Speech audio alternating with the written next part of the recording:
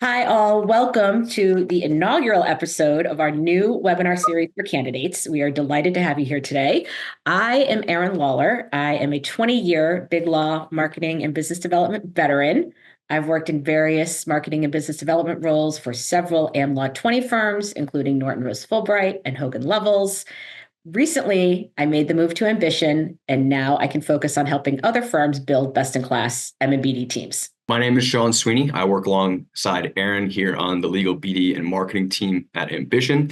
I've had 5 years worth of experience doing recruitment, predominantly within the marketing and business development space. We're here in the US now to support the AmLaw 100 and beyond on all their hiring for legal marketing and business development professionals. Terrific. And with that, I'll tell you a little bit about Ambition. Ambition is a specialized recruitment firm. All we do is operate in the legal marketing, business development, and communication space. While, as Sean referenced, we are new to the US, we are not a startup. Yes. So we are a firm with 25 years of overall experience. We're actually headquartered in Australia. Had an interesting track to getting to where we are today. We opened offices in Sydney and Melbourne, up into Kuala Lumpur and Hong Kong, and then over to London, which is where our legal BD and marketing capability came to be 20 years ago. Many of the firms we were working with at that point were Magic Circle and more international focused firms. And we started getting many of the questions from some of the clients we were working with to support on US hires. So naturally, we started to put some effort and resource to the US market, and fast forward to where we are today. And now we have a team focused solely on the market, and we're boots on the ground in New York. Terrific. Thank you. A few notes before we begin. We are recording today's episode so we can make it available to folks after the fact. And we have also reserved time for Q&A at the end of today's session. So as we go along, as Sean and I are chatting, please do pop any questions you have into the chat or the Q&A section of the Zoom. So with that, we're going to take you through today's agenda. Today, we're going to talk about the things that are key and critical, at least from our perspectives, about finding the job and finding the right job in legal marketing and business development. So first, we're going to talk about creating your resume, how to do so impactfully, how to use recruiters effectively. We're going to get to the interview and run through some tips and tricks about acing the interview. And then we're going to talk about compensation. And then, as I said, we're going to leave some time for questions and answers. So with that, I'm going to take you through creating an impactful resume. So the key here is to remember that you have 10 seconds at best to make an impression with your resume. And as a former hiring manager, I can tell you that 10 seconds is actually a generous gift. We usually tend to be able to sum it up in about 6 or 7 seconds. But I want to talk about also the fact that you have a limited time to make an impact. So which is why it needs to be so, it is so critical, that you have an impactful resume. The other thing I want to touch on before we get into what to include and exclude is the use of artificial intelligence when doing resumes. AI is prevalent. It's everywhere. I love it. I use it. But the short end of this story is please don't use AI to create your resume. Very helpful to use as a starting point, or if you're trying to figure out some phrases or some things to use. But please understand that we can tell, we meaning hiring managers, recruiters, anybody looking at your resume, we can tell right off the bat if it's AI generated. And that would actually probably do you a disservice. So as I said, please feel free to use that as a starting point, but make sure that your resume is tailored to you and actually written as if you wrote it and not the bots, if you will. So with that, we'll talk about what to include and exclude on your resume. So the first thing you want to do is include action words that demonstrate impact. Your resume should not just be a cut and paste of everything that you've done or cut and paste of a job description, if you will. People want to know outcomes, not just the responsibilities that you've held. So make sure that you're using action words that demonstrate, obviously, the value that you've brought to the organization. Again, we want to quantify measurable results and achievements. Again, it's not just about the job you've done, but also how well you've done it. So please make sure that you include metrics or quantifiable measures as to what you've accomplished and what you've contributed, to the team and the firm as a whole. We also want to be specific, particularly in this space. This is something that we bump up against. You want to be specific about the practice groups and the sectors, or particularly the industries, the sectors, the projects, the campaigns that you've worked on. This is incredibly helpful to us, not only as recruiters and looking at your resume, but it also might help you stand out from the crowd and align with the needs of the organization that you're looking to join. So don't hesitate to put in there whether you do corporate, M&A, private equity, IP, litigation. Some of you may do it all. So in which case, please be sure that you include that on your resume. You want to make sure that your current and immediate past present jobs are the ones that you expand on the most. That really shows you relevant, pertinent information. And that also helps keep a resume from getting too lengthy or too long-winded. And I'll talk a little bit more about that in a moment. And then you want to have a tailored professional summary. Now, please understand by this, I mean the objective that people put at the top of the page. I'm not talking about a cover letter. A cover letter is something different. But on your resume, you want to tailor the summary that aligns with the job that you are looking for. So yes, this does mean that you may have to make various versions, if you will, of your resume, but ultimately it will benefit you in the long run. Then you also want to exclude. We're going to talk about things that we want to exclude, kind of on the tailored summary professional. You want to include the summary. You want to exclude generic career objectives. They just simply don't add value. And frankly, they take up space, and it's just not something that we want to include on your resume. Again, exchange the objective for a tailored summary.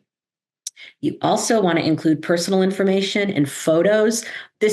I'm also going to plug here. I could probably do a whole nother webinar on LinkedIn, and we might, but this is also my plug to please ensure that the photos you are using on social media are professional. They don't have to be headshots, but they probably shouldn't be at the beach with your friends. So just keep that in mind, that you're always making an impression. And with regards to your resume, we want to exclude any photos, any personal information, anything kind of kitschy or things like that. It is a professional document, and it needs to be reflective of your responsibilities as a professional.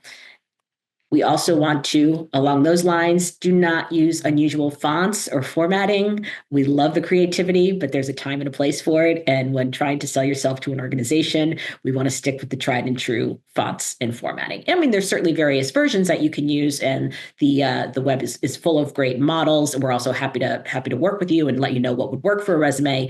But again, think just standard, traditional, no pink paper, no fun script. So sorry about that. We'll have to save that for another day. And then we want to exclude redundant information. There's no need to repeat bullet points. And in fact, it will extend your resume. And again, you do want to keep it to, I personally would say 2 pages max. Sean, you might feel differently, but you don't want it to be longer than that. And the thing about your resume is that you want it to showcase what you've done and where your skill set lies. So if your experience is not relevant to the job that you are looking for, you need to include it, because we absolutely need the dates of employment on your resume for background purposes and for other reasons.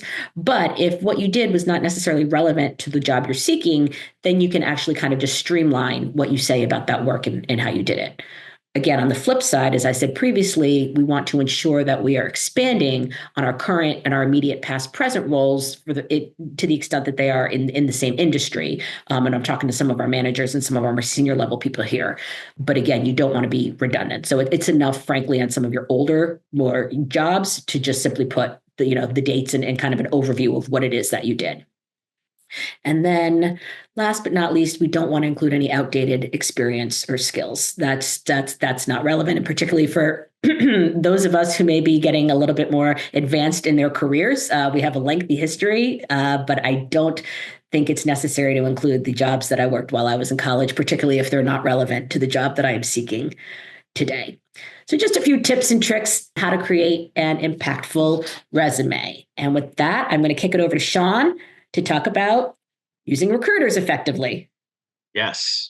Recruiters, again, can be used in the most effective ways when you guys are kind of knowledgeable about how you can position us to help you in the best way possible. So we'll go through a few things, things we can offer, things that we need. Realistically, all it is an aim to kind of create a relationship where, we have effective communication, it's transparent. And that way I'm able, or Aaron able, or any recruiter out there is able to represent you in the best way possible going through an interview process. So kick things off. One of the things we can offer is early access to jobs.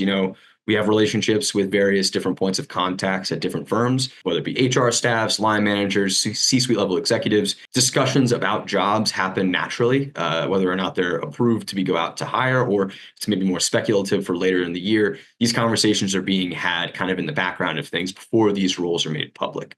So a recruiter like myself will be able to ensure that you have that on your radar in advance of that role becoming public, giving you a better chance to land that position. Beyond that, we'll be able to provide expert guidance and industry insight. As Aaron mentioned at the top of the call, our team focuses exclusively on legal marketing and business development, and we don't do anything outside of that.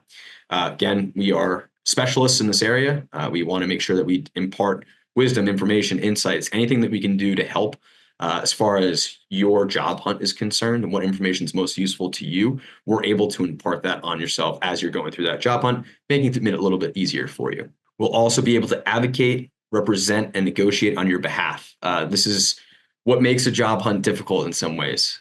Job hunting is a job in and of itself, right? You have your day-to-day work that you're doing, but beyond that, taking on a job hunt is and requires a lot of time, effort, and attention. Part of that is we can take that burden off your plate, make it so that we can advocate on your behalf based on the skills that we understand. Having spoke with you, we can paint a little bit more of a clearer image and provide some further context to your experience that will fill in some of the gaps that a resume can't cover. And most importantly, confidentiality. It's very, very important, especially in an industry like this where it's very small, very tight knit. Seemingly everyone knows everybody. So confidentiality is very important. It's a very, very important aspect of anyone's job hunt, especially given the fact that you want to feel safe in your approach and safe with how you're approaching things in your job hunt, especially. What we need, transparency. I mentioned this earlier, but it's very, very important. The more information you're able to give myself or Aaron, the better we are able to position ourselves to help you, whether it be where you're looking to be operating within as far as geographic is concerned, you're looking for a certain salary, if you're looking for a certain hybrid situation, which I know is a very hot button topic as of now. But again, being transparent from the get-go is really important. Again, it just helps us do our jobs better on your behalf. In addition to that, your job search history and activity, as it's very well documented, there are very many recruiters that cover a variety of verticals and industries, and some of which are also in the legal marketing and business development field as well.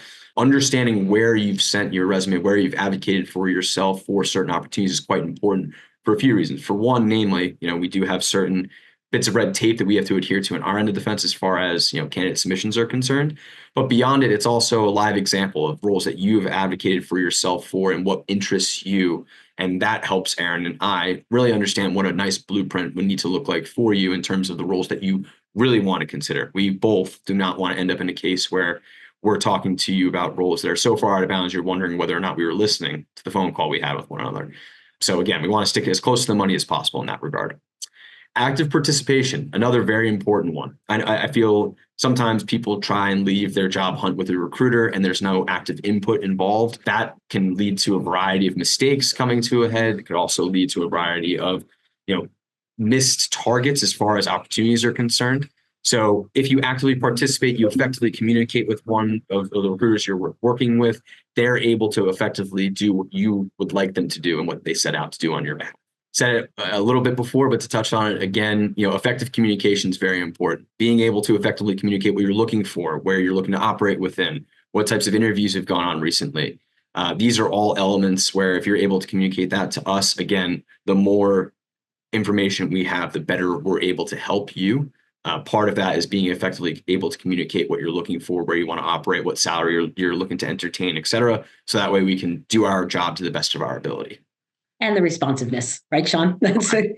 Responsiveness is important. It makes, if you're not going to be responsive and communication's lacking, you're only shooting yourself in the foot, because ultimately there could be a really solid opportunity that you could be looking to entertain that could come into my Aaron or anyone else that works at Ambition's midst, and you could miss out. And, I think that especially in this space with how quickly things move, being on top of it is really, really important, especially if you're looking to make a move for a new opportunity. Terrific. Thank you.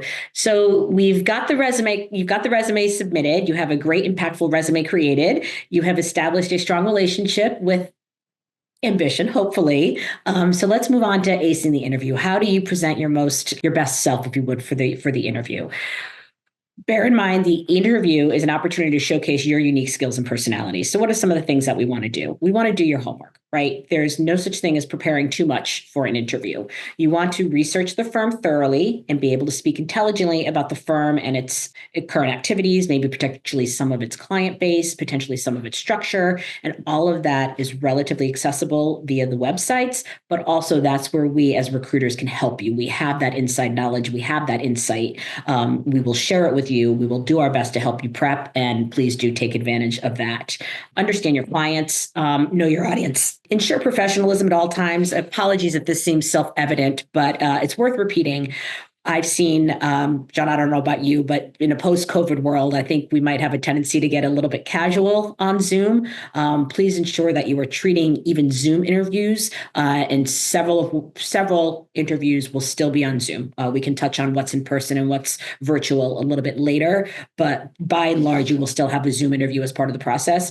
But as my colleague Sean likes to say, you need to treat it as if it's an in-person interview. So you need to be clear and concise. And if you are on a Zoom, it means, again, kind of back to the prep piece of it, check your Wi-Fi in advance, make sure it's not spotty, make sure your phone's turned off, make sure the dogs and the cats are out of the room. This is still very much an opportunity to make a first impression. And as they say, you only get one shot to make a first impression. So Couldn't agree more. We also need to expect the unexpected, anticipate curveball questions, have examples ready that showcase your skills. One of the tricks that I use, and I have used historically when in interviews, I have been asked a challenging question or a question that, could potentially trip me up. I simply like to take a moment and say, that's a very interesting question. May I take a moment to reflect on it? And often I've never had anybody say no, but it just gives me a minute to collect my thoughts before I potentially go down the wrong path, if you will. So you want to engage authentically. I believe in bringing your best self to the interview, but you also want to be yourself and you want to be who you are. The interview, again, is not just for the organization to evaluate you, it's your opportunity to evaluate whether or not the organization would be the right fit for you. So please feel free and please do engage authentically. Again, listen actively, ask thoughtful questions, show enthusiasm, not over the top. We're not asking you to be somebody that you're not, but again, just bring your best and most authentic self. You want to anticipate compensation questions. Now, Sean is going to talk about compensation itself in just a moment, but it is important to acknowledge that you will likely be asked about compensation questions. While you want to know the market, you also want to be prepared. And it is our recommendation, particularly in the early interviews, that you not pigeonhole yourself, into a number. The way to sidestep the interview question is a way of acknowledging that you are to show your worth, but also acknowledge that there are factors that will go into what your compensation will be, because ultimately that's the way that this plays out, right? Your compensation will relate directly to the needs of the organization as well as your skill set and experience. However, if asked about compensation in an interview, unless, of course, you're down the line and we've had conversations about, preparing you for the compensation discussion in the early stages of interviews, simply say you are open to discussing compensation when you have a better idea and understanding of the roles, or I'd like to improve upon my current situation, but I'm flexible. Again, we're happy to help you with some of that language, kind of the nuanced language to say, I really don't want to talk about compensation right now, because you want to drive the focus back to what you can bring to the organization. So this is often an area where people get very, very tripped up in interviews. So it's our recommendation that you simply avoid the conversation, avoid giving an answer, because again, you may be off the mark and you may be selling yourself short. So just leave the compensation question, if you would, for down the line again. And when you have a better understanding of what the role is and frankly, what the firm and its benefits are. So lastly, we want to follow up properly. Emails are fine, but you do need to send an email to every person that you met with. No, you cannot put them on a group email. I mean, you can, but that's not our recommendation, because you also want to do, you also want to do this in a thoughtful way. This is your opportunity to really drive home the fact that you were listening actively in the interview, and you should be able to identify at least one point, hopefully 2 points of your conversation that you had with that person that you can include in your email. And that email does need to be sent within 24 hours. I personally prefer same day. I know that's not always easy, but I remember the candidates that sent me the note shortly after they met with me, and that was not only just a sign of their professionalism, but also, frankly, it showed me that they were enthusiastic about the role. So, with that, we are now going to turn to Mr. Sweeney to talk us through the compensation conversation, but more importantly, we'd like to just talk about understanding compensation in general. Of course, So, of Sean? course. Very, very interesting topic to cover. Very important. Everyone's got a standard of living that they want to keep, right? I mean, people live in very expensive places. So again, understanding compensation is very, very important. To kick things off, learn the market. It's really, really important. Things have evolved massively, especially over the last 5 years post COVID. Being adept at understanding where you lie in the wider grand scheme of things is very important to, again, understand where you can kind of angle your efforts to get as much as you would like as far as a compensation is concerned. Again, we do a variety of things to help with this. We have salary guides that we put out to give you an idea of what the bandings look like in various markets. But again, really, it puts the onus back on the candidate to understand, hey, where is my market worth, which is perfect segue into the next bullet point. Knowing your market worth, understanding what you bring to the table, what things you've done throughout your career, how it would pertain to a certain outfit of a new firm that you might be joining, and what you would be able to provide as far as value is concerned to them. This all relates to what your market value is on your own self. So being able to understand where you lie in things is really important. Again, there have always been salary bandings. I'm sure many of you have realized or noticed recently. The salary transparency laws have changed, and the bandings are now available for the public to view. Those bandings have always been there. You may have noticed they're quite large. So again, understanding where you lie in the grand scheme of things and where you would sit in a certain banding is very important. Whether it be that you're underpaid and you want a new rectified situation on that side of things, or if it's a case where you're making a move and you're looking for more of a lateral, understanding what you're titled as and what you do from a day-to-day perspective is massively important. John, with regard to the salary transparency law and the bandings, as you said, we've seen them. We know that they've existed. They're just now becoming much more open and available for folks. Is it simply what the candidate might feel he, she, they are worth, or does it often depend on the firm itself and where they pay within that banding? Do firms often vary within the banding of where they pay?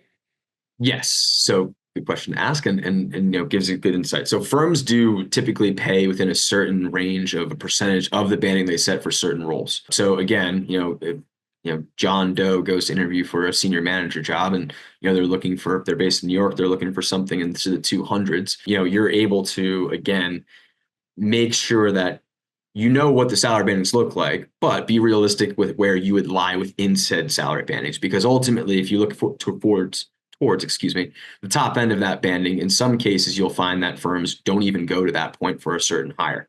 They'll only go to a certain percentage of said banding. Again, these are the conversations that they've always been having. This is nothing new. It's just now it's a bit more public.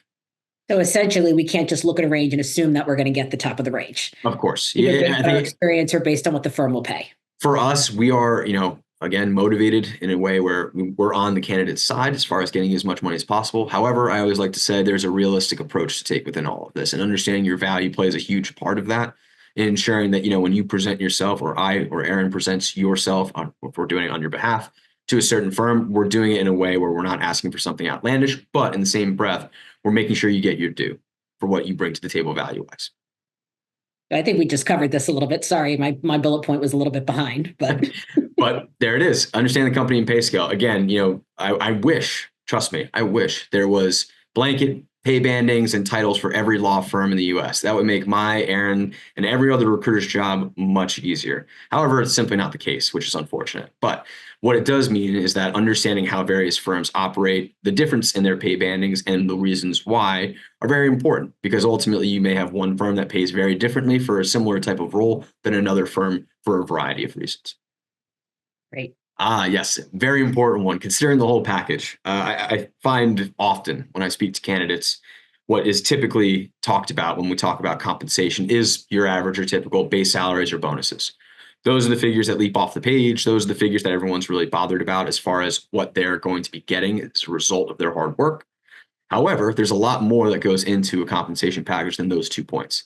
whether it be travel reimbursements, discounts to various things that could be ranging from events to clothing to gym memberships, et cetera, 401ks and 401k matches on top of that. These are all added values that most wouldn't look at immediately, but they bring a huge value to you day in and day out. I do hear constantly from candidates that they come to find after the fact, after they've started with a firm, after they've gotten into the trenches with them for a month or two, then they realize the benefit of what these added bells and whistles are.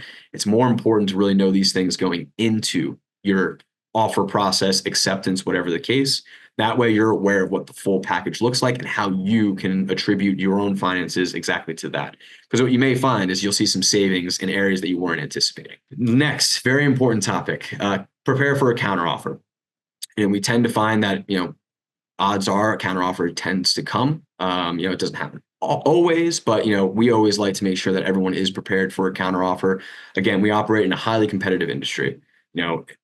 Many of these firms compete directly with one another for talent and for business outside of, talent as well. They obviously are motivated to ensure that if you were to make a move on to another shop that is a direct competitor of theirs, or even in the same realm, counteroffer will be presented.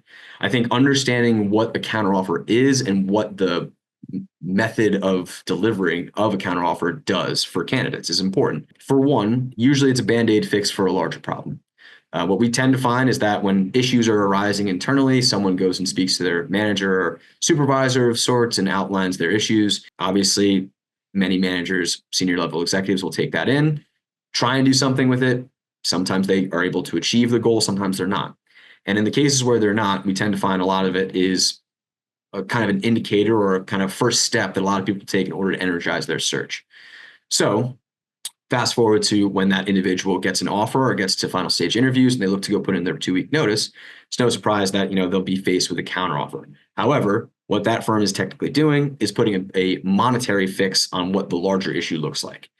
If in any case you decide to take a counteroffer and stay with said firm and the problems are still kind of the same, in most cases, what the response would be is, hey, we talked about this, we paid you, and that's kind of where we're at right now. So we tend to find a lot of people that do take counteroffers usually end up speaking to us at some point following them accepting a counteroffer, acknowledging the fact that they had made some lack of judgment there. You really have to ask yourself what will change. And it really goes down to, who you're working for and what their relationship is with you. If you have the faith that they're going to be able to make the changes that you're looking for happen, again, another question to ask is why did it take for a counter or an offer that you were able to go fetch from the market in order for them to make said change? If you've been transparent, if you've effectively communicated with your management team and supervisors, they should understand kind of where you're at, what you need, and how to be supported going forward. Terrific. Thank you, Sean. Now, Sean and I have talked a lot today about what we do, but we'd be remiss. This is the two of us. We are only part of the fantastic team here at Ambition. We are led by our managing director, Nikki Akana Okuna, who is based out of London, and Ben Curl, our associate director, who was based in London and made the move to New York about 7 or 8 months ago now. So Sean and I have had an awful lot of fun indoctrinating Ben into the ways of the New Yorker. So with that, we have opened up the chat to questions. I am conscious of time, however, and I am happy to answer any questions. The one question that we can tackle, Sean, this is a fun one. What is the state of play of hybrid working at the moment? Yes, the state of play of hybrid working. Wow, that is a hot button topic at the moment. So we're seeing a variety of different approaches. I would say most typically, as far as what we typically see in our working relationships with various firms, whether they be AmLaw 100 or beyond, is typically landing anywhere between 3 and 4 days. I would say the typical of the two is mostly 3 days. You do have some firms making the move to 4 days. I think this is very important for candidates to understand that this is a move that a lot of firms are beginning to talk about. So being prepared to see, hey, a few months' time, in a year, things may be different. So it is an interesting and ever-evolving discussion that we're having. I would say you are finding a lot of firms are settling down in that 3 and 4 day in policy. You have your outliers for sure. You have some that are fully remote and offering that capability. You also have some that are offering a 5-day in policy as well. So this goes back to what we talked about earlier about effectively communicating and transparency with the recruiter. Again, if you have a specific request in this area, it's very important that you outline that to those that you're working with. Again, they're going to be able to, in my case, I'll be able to, ensure that anytime we go to present a role to you, it's in bounds based on what we talked about.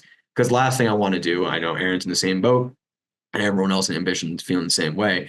We never want to get candidates excited about a role that does miss the mark in some areas that are very important, whether it be salary, whether it be location, whether it be in officeness. These are things that could impede your day-to-day life depending on what, kids, dog or cat, like Aaron mentioned previously. Life gets in the way. People are aware of that. But I think it's important for people to know what a lot of firms are dealing with at the moment, where their kind of thought process, the discussion is going. So that way it can inform you on how you make your decisions, especially going forward in your own job hunt, if and when you decide to go. Right. And in the spirit of what I call straight talk, I think what we're trying to drive home, the notion is that please do not head into an interview process thinking that you will be able to negotiate a hybrid working schedule. That is a path for trouble, if you would. A lot of firms, I understand it has been so fluid since COVID, during COVID, and after COVID, but we're really starting to see that the process, if you will, and seeing it applied consistently across all firms and business services and fee earners and things of that nature. So it's just really important. As Sean said, I can't underscore the importance enough to be transparent and to be honest with us about what it is that you are looking for. So that is Sean and myself and an introduction to Ambition and finding the job you want. Thank you all so much for joining us today. Thank you, guys. Really appreciate everyone attending. This will be beginning of a series. So there'll be some more content coming out on this very topic going forward. Keep an eye out on LinkedIn and various other methods as well. But we really appreciate you taking the time to spend some time with us today talking about how to get the job. Terrific. Thank you all. Have a great weekend.